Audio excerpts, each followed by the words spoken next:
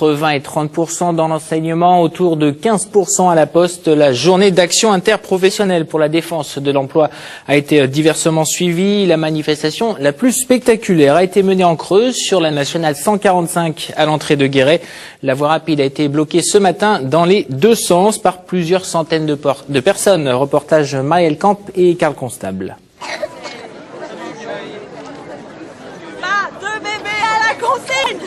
Tous les âges, toutes les causes et toutes bannières confondues, ils ont marché sur la nationale et tant pis pour l'interdiction préfectorale. Pendant 2 heures, près de 1500 personnes ont occupé la nationale 145.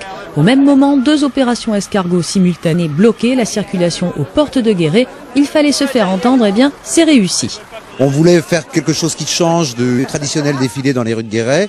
Bon, je pense qu'on a réussi un peu notre coup. Ça s'est globalement bien passé. J'ai pas l'impression qu'il y ait eu de problème. Bon, moi j'étais dans une voiture en train de bloquer, donc je ne sais pas ce qui s'est passé sur Guéret au même moment.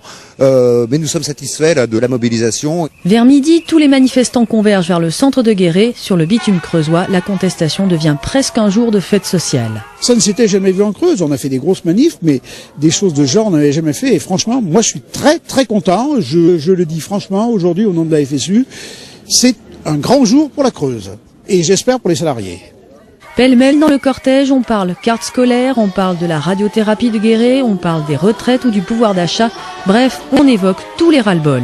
Moi-même, je suis retraité et je suis avec les actifs parce que les retraites, aujourd'hui, il est vrai, j'ai une certaine somme de retraite.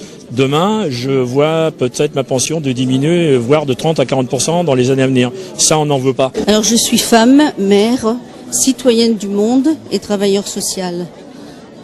Cette grève, elle est importante au niveau de la défense des droits de tous, des précaires en particulier.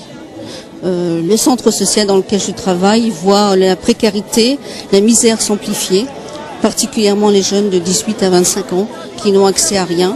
En début d'après-midi, une délégation syndicale a été reçue à la préfecture. Une rencontre avant tout symbolique, mais qu'importe. Portée sans doute par l'élan de la vague rose des régionales, la rue s'est exprimée et ce n'est sans doute que le début d'un bras de fer social. Et plusieurs autres rassemblements ont eu lieu en Limousin. À Brive, environ 2000